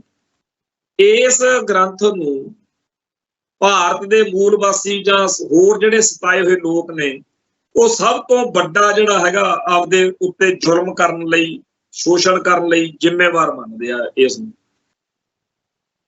ਡਾਕਟਰ ਅੰਬੇਦਕਰ ਦੀ ਕਮਾਂਡ ਹੇਠ ਇਹ ਗ੍ਰੰਥ ਜਦੋਂ ਸਾੜਿਆ, ਉਸ ਟਾਈਮ ਉਹਨਾਂ ਦੇ ਦਿਲ ਦਿਮਾਗ ਵਿੱਚ ਕੀ ਸੀ? ਜਦੋਂ 25 ਦਸੰਬਰ 1927 ਨੂੰ ਇਹ ਸਾੜਿਆ ਗਿਆ, ਉਸ ਟਾਈਮ ਉਹਨਾਂ ਦੇ ਦਿਮਾਗ 'ਚ ਇਹ ਸੀ ਕਿ ਇਹ ਬ੍ਰਾਹਮਣਵਾਦ ਦਾ ਉਹ ਥੰਮ ਆ ਜਿਹਨੂੰ ਉਲਟਾਏ ਬਗੈਰ, ਖਤਮ ਕੀਤੇ ਬਗੈਰ ਸਾਡੀ ਮੁਕਤੀ ਨਹੀਂ ਹੋ ਸਕਦੀ। ਅਸੀਂ ਭਾਰਤ ਵਿੱਚ ਕਦੇ ਵੀ ਇੱਜ਼ਤਦਾਰ ਤਰੀਕੇ ਨਾਲ ਨਹੀਂ ਰਹਿ ਸਕਦੇ। ਉਹਨਾਂ ਨੇ ਇਸ ਗ੍ਰੰਥ ਨੂੰ ਜਦੋਂ ਸਾੜਿਆ, ਉਸ ਮੌਕੇ ਉਹਨਾਂ ਦੇ ਦਿਮਾਗ 'ਚ ਇਹ ਸੀ ਕਿ ਇਹਦੇ ਰਾਹੀਂ ਬ੍ਰਾਹਮਣ ਨੂੰ ਬਾਕੀ ਸਾਰੇ ਭਾਰਤੀਆਂ ਉੱਤੇ ਜ਼ੁਲਮ ਕਰਨ ਦਾ, ਲੁੱਟ ਖਸੁੱਟ ਕਰਨ ਦਾ, ਸ਼ੋਸ਼ਣ ਕਰਨ ਦਾ ਲਾਇਸੈਂਸ ਦਿੱਤਾ ਗਿਆ, ਖੁੱਲ੍ਹ ਦਿੱਤੀ ਗਈ ਤੇ ਸਾਡੇ ਲੋਕਾਂ ਦੇ ਛਿੱਤਰ ਫਿਰ ਰਿਹਾ। ਇਹ ਠੀਕ ਆ ਕਿ ਪਹਿਲਾਂ ਭਗਤਾਂ ਨੇ, ਭਗਤ ਕਬੀਰ ਜੀ ਨੇ, ਭਗਤ ਰਵਿਦਾਸ ਜੀ ਨੇ, ਹੋਰ ਭਗਤਾਂ ਨੇ ਸਾਡਾ ਬ੍ਰਾਹਮਣਵਾਦ ਤੋਂ ਖਹਿੜਾ ਛੁਡਾਉਣਾ ਚਾਹਿਆ, ਪਰ ਜੋ ਸੱਟ ਗੁਰੂ ਸਾਹਿਬਾਨ ਨੇ 10 ਪਾਤਸ਼ਾਹੀਆਂ ਨੇ ਮਾਰੀ ਹੈ, ਉਹਦੇ ਤੋਂ ਤਾਂ ਬ੍ਰਾਹਮਣਵਾਦੀ ਵੀ ਪੂਰੇ ਜਾਣੀ ਕਿ ਔਖੇ ਨੇ। ਜਿਹੜੀ ਗੱਲ ਅੰਗਰੇਜ਼ ਜਦੋਂ ਇੱਥੇ ਆਏ ਉਹਨਾਂ ਨੇ ਵੀ ਸਮਝ ਲਈ ਕਿ ਸਿੱਖ ਧਰਮ ਦੇ ਨਾਲ ਬ੍ਰਾਹਮਣਵਾਦ ਨੂੰ ਪੂਰਾ ਖੋਰ ਆ ਕਿ ਗੁਰੂ ਸਾਹਿਬਾਨ ਨੇ ਜਾਤ ਵਰਣ ਦੀ ਵੰਡ ਦੀਆਂ ਧੱਜੀਆਂ ਉਡਾਤੀਆਂ ਸੀ। ਜਿਹੜਾ ਖਾਲਸਾ ਪੰਥ ਦੀ ਸਾਜਨਾ ਕਰਕੇ ਇੱਕੋ ਬਾਟੇ ਦੇ ਵਿੱਚੋਂ ਅੰਮ੍ਰਿਤ ਛਕਾ ਕੇ ਸਿੱਖਾਂ ਨੂੰ ਬਰਾਬਰਤਾ ਦਾ ਅਹਿਸਾਸ ਕਰਾਇਆ, ਅਸਲ ਵਿੱਚ ਉਹ ਭਾਰਤੀ ਲੋਕਾਂ ਨੂੰ ਇੱਕ ਇਹੋ ਜਿਹਾ ਨਵਾਂ ਫਸਪਾ, ਇੱਕ ਇਹੋ ਜਿਹਾ ਇਨਕਲਾਬ ਦਿੱਤਾ ਗਿਆ। ਆ ਕਾਮਰੇਡ ਕਹਿੰਦੇ ਅਸੀਂ ਇਨਕਲਾਬ ਲਿਆਉਣਾ, ਸਾਡਾ ਇਨਕਲਾਬ ਤਾਂ ਉਦੋਂ ਆ ਗਿਆ ਸੀ ਜਿੱਦਣ ਗੁਰੂ ਨਾਨਕ ਪਾਤਸ਼ਾਹ ਨੇ ਬ੍ਰਾਹਮਣਵਾਦ ਦੇ ਜਨੇਊ ਤੋਂ ਇਨਕਾਰ ਕੀਤਾ ਸੀ। ਉਸ ਦਿਨ ਤੋਂ ਬ੍ਰਾਹਮਣਵਾਦ ਨੇ ਸਿੱਖੀ ਅਤੇ ਸਿੱਖਾਂ ਨਾਲ, ਗੁਰੂ ਨਾਨਕ ਪਾਤਸ਼ਾਹ ਨਾਲ, ਗੁਰੂ ਨਾਨਕ ਪਾਤਸ਼ਾਹ ਦੇ ਫਲਸਫੇ ਨਾਲ, ਗੁਰੂ ਨਾਨਕ ਪਾਤਸ਼ਾਹ ਦੇ ਪੈਰੋਕਾਰਾਂ ਨਾਲ 5 ਸਦੀਆਂ ਤੋਂ ਵੈਰ ਵਿੱਢਿਆ ਹੈ। ਹੁਣ ਉਸ ਵੈਰ ਦੇ ਵਿੱਚ ਕੇਂਦਰੀ ਨੁਕਤਾ ਤਾਂ ਬ੍ਰਾਹਮਣਵਾਦ ਦਾ ਇਹੀ ਹੈ ਨਾ ਕਿ ਤੁਸੀਂ ਭਾਰਤ ਦੇ ਦਲਿਤਾਂ ਨੂੰ, ਬ੍ਰਾਹਮਣਵਾਦ ਦੇ ਸਤਾਏ ਲੋਕਾਂ ਨੂੰ ਸਾਤੋਂ ਬਚਾਉਣ ਦਾ ਕਿਵੇਂ ਤੁਸੀਂ ਇਹ ਕਰ ਲਿਆ ਹਮਾ, ਇਹ ਹਮਾ ਕਿਵੇਂ ਕਰ ਲਿਆ, ਤੁਸੀਂ ਹੀਲਾ ਕਿਵੇਂ ਕਰ ਲਿਆ। ਸੋ ਉਹ ਜਿੱਥੇ ਬ੍ਰਾਹਮਣਵਾਦੀ ਲੋਕ ਜਿਹੜੇ ਨੇ ਉਹ ਦਲਿਤਾਂ ਦੇ ਉੱਤੇ ਜ਼ੁਲਮ ਕਰਨ ਦੀ ਆਪਦੀ ਜਿਹੜੀ ਉਹਨਾਂ ਨੂੰ ਖੁੱਲ੍ਹ ਮਿਲੀ ਹੋਈ ਆ, ਉਹਨੂੰ ਖੋਹਣ ਦੇ ਲਈ ਸਿੱਖਾਂ ਨੂੰ ਤੇ ਸਿੱਖੀ ਨੂੰ ਦੋਸ਼ੀ ਮੰਨਦੇ ਆ। ਉੱਥੇ ਉਹ ਇਸ ਗੱਲ ਲਈ ਸਦਾ ਸੁਚੇਤ ਨੇ ਕਿ ਕਦੇ ਵੀ ਕਿਸੇ ਵੀ ਰੂਪ ਦੇ ਵਿੱਚ ਭਾਰਤ ਦੇ ਦਲਿਤਾਂ ਨੂੰ, ਮੂਲ ਵਾਸੀ ਲੋਕਾਂ ਨੂੰ ਸਿੱਖ ਫਲਸਫੇ ਦੇ ਨੇੜੇ ਨਹੀਂ ਲੱਗਣ ਦੇਣਾ। ਸੋ ਦਲਿਤ ਭਾਈਚਾਰੇ ਅਤੇ ਸਿੱਖ ਧਰਮ ਦੇ ਵਿਚਾਲੇ ਦਫੇੜ ਪਾਈ ਰੱਖਣਾ ਵੀ ਉਹਨਾਂ ਦਾ ਕੰਮ ਆ, ਤੇ ਨਾਲ ਦੀ ਨਾਲ ਉਹ ਦੋਨਾਂ ਦਾ ਘਾਣ ਕਰਦੇ।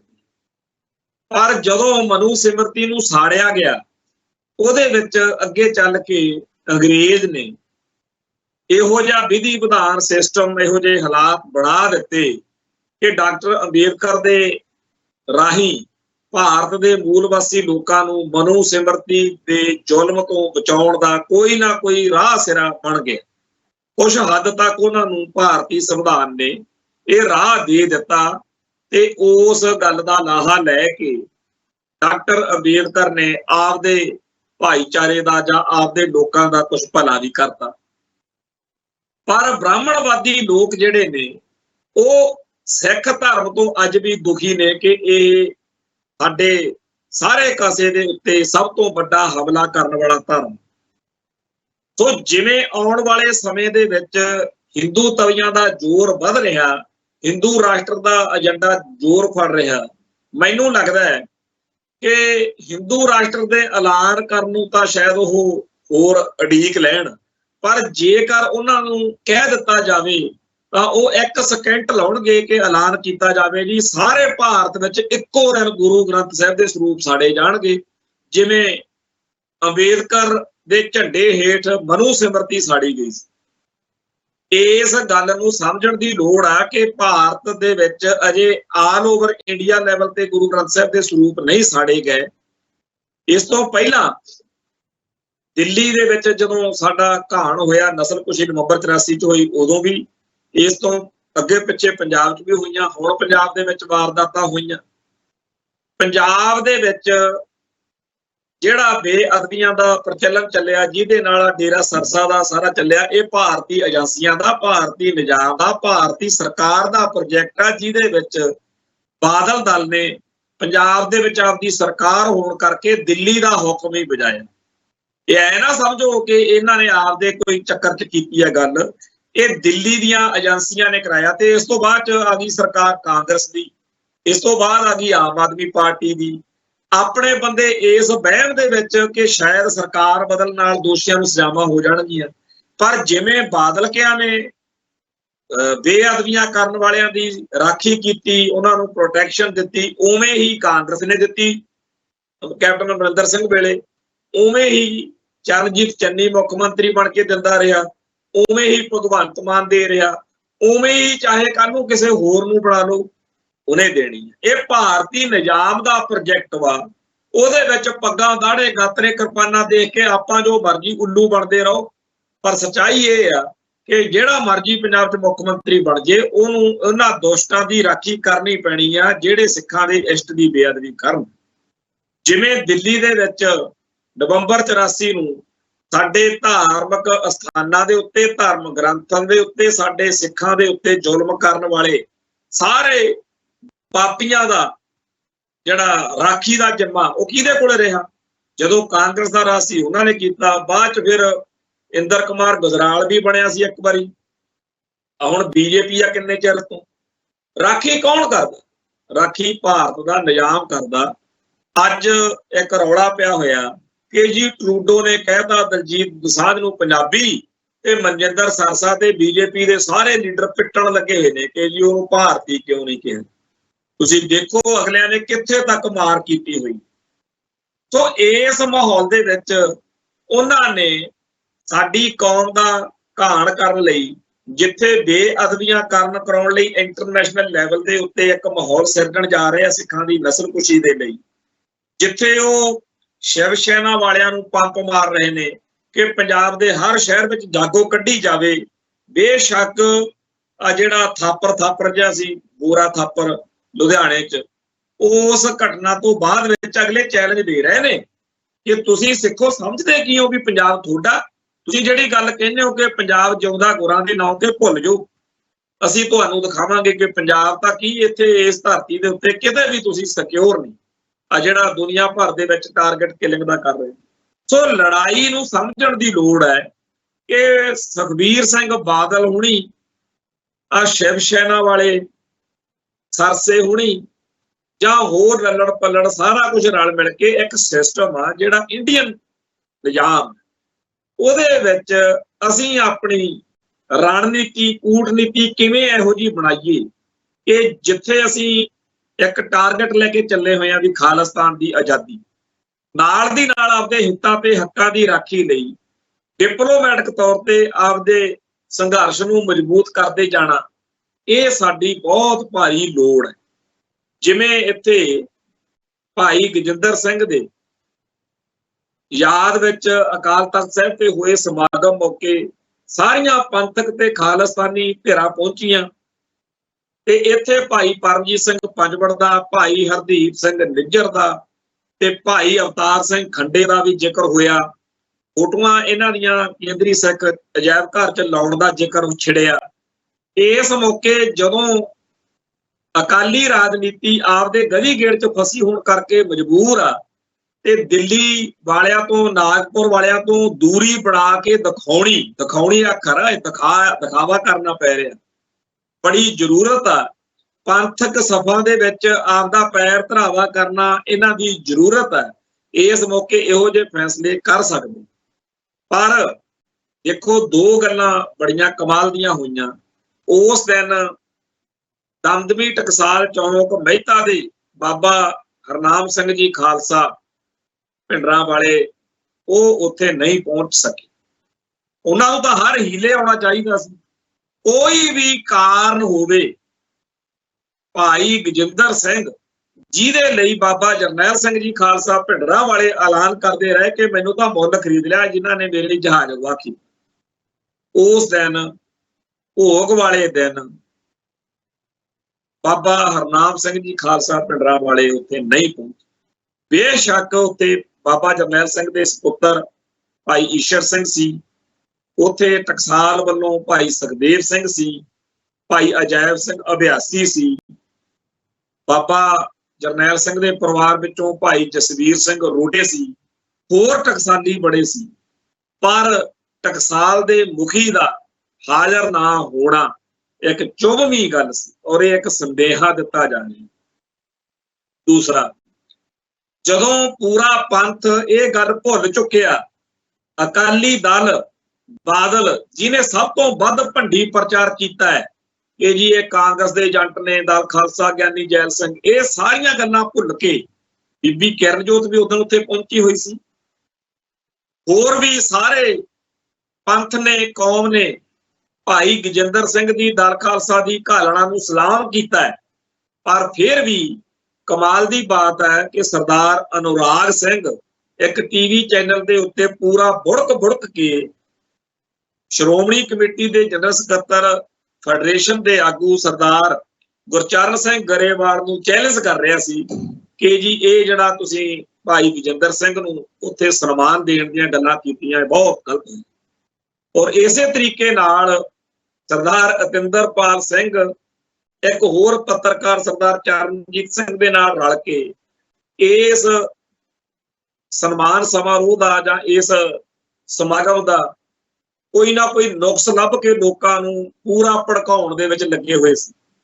ਇਹ ਸਾਡੀ ਕੌਮ ਦੇ ਅੰਦਰ ਇਸ ਤਰੀਕੇ ਦੇ ਜਿਹੜੇ ਵਰਤਾਰੇ ਨੇ ਕਿ ਅਸੀਂ ਇਕੱਠੇ ਕਿਉਂ ਨਹੀਂ ਹੋ ਸਕਦੇ। ਪਿਛਲੇ ਦਿਨਾਂ 'ਚ ਵੀ ਮੈਂ ਇੱਕ ਗੱਲ ਕਹੀ ਸੀ ਵੀ ਸਾਡੇ 'ਚ ਇਕੱਠ ਹੋਣ ਦੇ ਲਈ ਦੋ ਨੇ, ਇੱਕ ਤਾਂ ਗੁਰੂ ਗ੍ਰੰਥ ਸਾਹਿਬ ਸਾਨੂੰ ਇਕੱਠੇ ਕਰਦਾ, ਇਸ ਕਰਕੇ ਦੁਸ਼ਮਣ ਉਹਨੂੰ ਅੱਗਾ ਲਵਾ ਕੇ ਸਾੜ ਕੇ ਉਹਨੂੰ ਉਹਦੇ ਪ੍ਰਤੀ ਆਪਣੀ ਨਫ਼ਰਤ ਜ਼ਾਹਿਰ ਕਰ ਰਹੇ। ਦੂਜਾ ਖਾਲਿਸਤਾਨ ਵੀ ਸਾਡੀ ਆਜ਼ਾਦੀ ਦਾ, ਸਾਡੇ ਆਜ਼ਾਦ ਘਰ ਦਾ ਨਾਂ ਆ ਜਿਹੜਾ ਸਾਨੂੰ ਉਹ ਇਕੱਠੇ ਕਰਦਾ। ਪਰ ਦੋਨਾਂ ਦੇ ਵਿੱਚ ਨੁਕਸ ਲੱਭਣ ਲਈ, ਦੋਨਾਂ 'ਚ ਕੀੜੇ ਕੱਢਣ ਲਈ ਸਾਡੀ ਕੌਮ ਨੂੰ ਪੱਗਾਂ ਦਾੜੇ ਵਾਲੇ ਗ੍ਰੰਥੀ ਟਾਈਪ ਗੁਣੀ ਗਿਆਨੀ ਬੰਦੇ, ਬੜੇ ਬੁੱਧੀਜੀਵੀ ਹੈ। ਮੈਂ ਕਹਿੰਦਾ ਇਹੋ ਜਿਹੇ ਸਿਆਣਿਆਂ ਦਾ ਕੀ ਅਚਾਰ ਪਾਉਣਾ, ਜਿਹੜੇ ਸਾਨੂੰ ਦੋ ਗੱਲਾਂ ਦੇ ਵਿੱਚ ਜਿੱਥੇ ਮਰਜੀ, ਇੱਕ ਤਾਂ ਜਿਹੜਾ ਸਾਨੂੰ ਗੁਰੂ ਗ੍ਰੰਥ ਸਾਹਿਬ ਤੋਂ ਤੋੜਦਾ ਹੈ ਬੰਦਾ, ਉਹ ਸਾਡਾ ਦੁਸ਼ਮਣ ਹੈ। ਇੱਕ ਜਿਹੜਾ ਸਾਡੇ ਖਾਲਿਸਤਾਨ ਦੇ ਏਜੰਡੇ ਨੂੰ, ਖਾਲਿਸਤਾਨ ਦੇ ਝੰਡੇ ਨੂੰ, ਖਾਲਿਸਤਾਨ ਦੇ ਨਿਸ਼ਾਨੇ ਨੂੰ ਕਿਸੇ ਤਰੀਕੇ ਨਾਲ ਸਵਾਲੀਆ ਨਿਸ਼ਾਨ ਲਾਉਂਦਾ ਹੈ, ਉਹ ਸਾਡਾ ਦੁਸ਼ਮਣ ਹੈ। ਖਾਲਿਸਤਾਨ ਲਈ ਲੜਨ ਵਾਲੇ, ਖਾਲਿਸਤਾਨ ਨੂੰ ਸਮਰਪਿਤ ਗੁਰਸਿੱਖਾਂ ਦੇ ਸਾਹਮਣੇ ਸਵਾਲੀਆ ਨਿਸ਼ਾਨ ਲਾਉਣ ਵਾਲੇ, ਚਾਹੇ ਉਹ ਜਿੰਨੀਆਂ ਮਰਜ਼ੀ ਸਿਆਣਪਾਂ ਘੋਟੀ ਜਾਣ, ਜਿੰਨੇ ਮਰਜ਼ੀ ਆਪਦੇ ਆਪ ਨੂੰ ਬੁੱਧੀਜੀਵੀ ਸਮਝੀ ਫਿਰਨ, ਮੈਨੂੰ ਉਹ ਕਮਲੇ ਰਮਲੇ ਪ੍ਰਵਾਨ ਆ ਜੀ, ਜਿਨ੍ਹਾਂ ਨੂੰ ਅਕਲ ਘੱਟ ਆ ਪਰ ਉਹ ਖਾਲਿਸਤਾਨ ਨੂੰ ਸਮਰਪਿਤ ਆ ਤੇ ਖਾਲਿਸਤਾਨੀ ਸੂਰਮਿਆਂ ਨੂੰ ਪਿਆਰ ਕਰਦੇ। ਦੁਰਫਿੱਟੇ ਨੂੰ ਤਰਕਾਰ ਆ, ਉਹਨਾਂ ਲੋਕਾਂ ਦੇ ਸਿਰ 'ਚ ਸਵਾਹ ਪੈਣੀ ਚਾਹੀਦੀ ਆ ਜਿਨ੍ਹਾਂ ਕੋਲ ਇੰਨਾ ਜ਼ਿਆਦਾ ਗਿਆਨ ਆ ਗਿਆ ਕਿ ਉਹ ਕੌਮ ਲਈ ਲੜਨ ਮਰਨ ਵਾਲਿਆਂ 'ਚ ਨੁਕਸ ਲੱਭਦੇ ਫਿਰਦੇ ਆ। ਇਹ ਤਾਂ ਕਾਂਗਰਸ ਦਾ ਏਜੰਟ ਸੀ, ਇਹ ਤਾਂ ਜੀ ਗਿਆਨੀ ਜੈਲ ਸਿੰਘ ਦੇ ਬੰਦੇ ਸੀ। ਦੁਰਫਿੱਟੇ ਨੂੰ ਇਹੋ ਜਿਹੇ ਲੋਕਾਂ ਦੇ, ਜਿਹੜੇ ਸੰਤ ਭਿੰਡਰਾਂ ਵਾਲਿਆਂ ਨੂੰ, ਦਲ ਖਾਲਸਾ ਨੂੰ, ਜਾਂ ਕਿਸੇ ਵੀ ਹੋਰ ਖਾਲਿਸਤਾਨੀ ਆਗੂ ਜਾਂ ਜਥੇਬੰਦੀ ਨੂੰ ਨੁਕਸ ਲੱਭ ਕੇ ਲੋਕਾਂ ਦੇ ਦਿਲ ਦਿਮਾਗ ਵਿੱਚ ਵਹਿਮ ਪਾਉਂਦੇ ਫਿਰਦੇ ਆ। ਤੇ ਸਤਿਕਾਰਯੋਗ ਨੇ ਉਹ ਸਾਰੇ ਜਿਨ੍ਹਾਂ ਨੂੰ ਚਾਹੇ ਜਿੰਨੇ ਮਰਜ਼ੀ ਨੁਕਸ ਹੋਣ, ਚਾਹੇ ਉਹ ਮਰਿਆਦਾ 'ਚ ਵੀ ਨਾ ਪੂਰੇ ਹੋਣ, ਜਿਹੜੇ ਪੰਥ ਨੂੰ ਸਮਰਪਿਤ ਗੁਰਸਿੱਖਾਂ ਦਾ ਸਤਿਕਾਰ ਕਰਦੇ। ਖੈਰ, ਜਿਹੜਾ ਸਮਾਂ ਹੈ ਉਹ ਬਹੁਤ ਹੀ ਜ਼ਿਆਦਾ ਕਰੂਸ਼ਲ ਹੈ। ਸਾਡੇ ਸਿਰਾਂ ਉੱਤੇ ਨਹੀਂ, ਸਾਡੇ ਪੈਰਾਂ 'ਚ ਵੀ ਆ ਰਹੀ ਆ ਤੇ ਸਾਡੇ ਸਾਰੇ ਕਾਸੇ ਦੇ ਉੱਤੇ ਇੱਕ ਇਹੋ ਜਿਹਾ ਭਿਆਨਕ ਹਮਲਾ ਹੈ ਜਿਹਦੇ ਖਿਲਾਫ ਲੜਨਾ ਸਾਡਾ ਹੱਕ ਵੀ ਹੈ ਤੇ ਸਾਡਾ ਫਰਜ਼ ਵੀ ਹੈ। ਸਤਿਕਾਰਯੋਗ ਨੇ ਉਹ ਸਾਰੇ ਲੋਕ ਜਿਨ੍ਹਾਂ ਨਾਲ ਬੇਸ਼ੱਕ ਸਾਡੇ ਹਜ਼ਾਰਾਂ ਵਖਰੇਵੇਂ ਹੋਣ, ਜਿਹੜੇ ਦਿੱਲੀ ਨਾਲ ਲੜ ਰਹੇ ਨੇ, ਜਿਹੜੇ ਨਾਗਪੁਰ ਨਾਲ ਲੜ ਰਹੇ ਨੇ, ਉਹ ਸਾਡੇ ਭਰਾ ਨੇ। ਉਹਨਾਂ ਨਾਲ ਹਜ਼ਾਰਾਂ ਅਸਹਿਮਤੀਆਂ ਦੇ ਬਾਵਜੂਦ ਉਹਨਾਂ ਲਈ ਸੋਚਣਾ, ਉਹਨਾਂ ਲਈ ਲੜਨਾ, ਉਹਨਾਂ ਲਈ ਮਰਨਾ ਸਾਡਾ ਫਰਜ਼ ਵਾ। ਤੇ ਜਿਹੜੇ ਸਿੱਖ ਉੱਪਰ ਦੀ ਗਾਤੇ ਚਾਹੇ ਦੋ ਪਾਈ ਫਿਰਨ, ਚਾਹੇ ਸਾਰਾ ਗੁਰੂ ਗ੍ਰੰਥ ਸਾਹਿਬ ਰੱਟੇ ਲਾਈ ਫਿਰਨ, ਜਿਹੜੇ ਹਰ ਮੌਕੇ ਪੰਥ ਲਈ ਲੜਨ ਵਾਲਿਆਂ ਦੇ ਵਿੱਚ ਨੁਕਸ ਲੱਭਦੇ ਨੇ, ਜਾਂ ਜਿਨ੍ਹਾਂ ਦੀ ਐਡੀ ਦਿਮਾਗ ਦੇ ਵਿੱਚ ਨੁਕਸ ਪਿਆ ਹੋਇਆ ਕਿ ਉਹਨਾਂ ਨੂੰ ਲੱਗਦਾ ਕਿ ਅਸੀਂ ਤਾਂ ਬਹੁਤ ਗੁਣੀ ਗਿਆਨੀ ਆ ਤੇ ਸਾਡਾ ਹੀ ਮਥਾਜ ਨੇ ਖਾਲਿਸਤਾਨੀ। ਭਾਈ ਕੋਈ ਮਥਾਜ ਨਹੀਂ ਹੈਗੇ। ਪੰਥ ਦੀ ਲੜਾਈ ਜਾਂ ਪੰਥ ਹੁਣ ਕਿਸੇ ਇਕੱਲੇ ਦਕੱਲੇ ਸਿੱਖ ਦਾ ਮਥਾਜ ਨਹੀਂ, ਚਾਹੇ ਉਹ ਕਿਸੇ ਵੀ ਜਥੇਬੰਦੀ ਦਾ ਹੈੱਡ ਹੋਵੇ ਜਾਂ ਇਕੱਲਾ ਕੋਈ ਸਿੱਖ ਹੋਵੇ, ਚਾਹੇ ਉਹਨੂੰ ਜਿੰਨੀ ਮਰਜ਼ੀ ਅਕਲ ਹੋਵੇ। ਖਾਲਿਸਤਾਨ ਦਾ ਸੰਘਰਸ਼ ਖਾਲਿਸਤਾਨ ਦੇ ਇਤਿਹਾਸ ਦੇ ਰਾਹੀਂ ਜਦੋਂ ਰੂਪਮਾਨ ਹੋਣਾ, ਅੱਜ ਤੋਂ 2 ਸਦੀਆਂ ਬਾਅਦ ਹੋਵੇ, 2 ਸਾਲਾਂ ਬਾਅਦ ਹੋਵੇ, 2 ਘੰਟਿਆਂ ਬਾਅਦ ਹੋਵੇ, ਇਤਿਹਾਸ ਤਾਂ ਖਾਲਿਸਤਾਨ ਦਾ ਲਿਖਿਆ ਜਾਣਾ। ਉਦੋਂ ਇਹ ਵੀ ਗੱਲਾਂ ਵਿੱਚ ਆ ਜਾਣਗੀਆਂ ਕਿ ਫਲਾਣੇ ਨੂੰ ਬੜਾ ਘਮੰਡ ਸੀ ਕਿ ਮੈਂ ਤਾਂ ਸੰਸਥਾ ਦਾ ਮੁਖੀ ਹਾਂ, ਜੇ ਮੈਂ ਨਾ ਗਿਆ ਮੇਰੇ ਬਿਨਾਂ ਗੱਡਾ ਖੜ ਜਾਣਾ। ਫਲਾਣੇ ਨੂੰ ਇਹ ਸੀ ਮੈਂ ਬੜਾ ਅਕਲ ਵਾਲਾ, ਮੇਰੇ ਪਿਓ ਦੀ ਬੜੀ ਕਮਾਈ ਆ। ਭਾਈ ਖਾਲਿਸਤਾਨ ਜਾਂ ਖਾਲਸਾ ਪੰਥ ਕਿਸੇ ਦਾ ਮਥਾਜ ਨਹੀਂ। ਤੁਰੇ ਫਿਰੋ ਡੰਡੇ ਵਜਾਉਂਦੇ ਇੱਥੇ ਬੜੇ ਤੁਰੇ ਫਿਰਦੇ ਰਹੇ ਨੇ। ਇੱਥੇ ਲਖਪਤ ਰਾਏ ਵਰਗਿਆਂ ਨੂੰ ਵੀ ਬੜਾ ਮਾਣ ਰਿਹਾ, ਇੱਥੇ ਮੀਰ ਮਨੂਆ ਵਰਗਿਆਂ ਨੂੰ ਵੀ ਬੜਾ ਮਾਣ ਰਿਹਾ। ਉਹੋ ਜਿਹੇ ਕੰਮ ਜੇ ਕੋਈ ਸਿੱਖ ਭੇਸ ਵਿੱਚ ਹੋ ਕੇ ਕਰਦਾ ਫਿਰੇ, ਚਾਹੇ ਉਹ ਕੋਈ ਵੀ ਆ, ਉਹ ਤੋਂ ਲੈਣਾ ਕੀ ਆ ਜੀ ਪੰਥ ਨੇ। ਖੈਰ, ਸਾਨੂੰ ਯਕੀਨ ਆ ਉਹ ਦਿਨ ਆਊਗਾ ਜਦੋਂ UNO ਦੇ ਵਿੱਚ ਹੋਰਨਾਂ ਮੁਲਕਾਂ ਦੇ ਝੰਡਿਆਂ ਵਿਚਾਲੇ ਖਾਲਿਸਤਾਨ ਦਾ ਵੀ ਝੰਡਾ ਝੂਲੂਗਾ। ਉਸ ਦਿਨ ਦੀ ਉਡੀਕ ਵਿੱਚ ਤੇ ਆਸ ਵਿੱਚ ਫਤਿਹ ਅਰਜ਼ ਕਰਦਾ ਜੀ। ਨਾਨਕ ਨਾਮ ਚੜ੍ਹਦੀ ਕਲਾ, ਤੇਰੇ ਭਾਣੇ ਸਰਬੱਤ ਦਾ ਭਲਾ। ਵਾਹਿਗੁਰੂ ਜੀ ਕਾ ਖਾਲਸਾ, ਵਾਹਿਗੁਰੂ ਜੀ।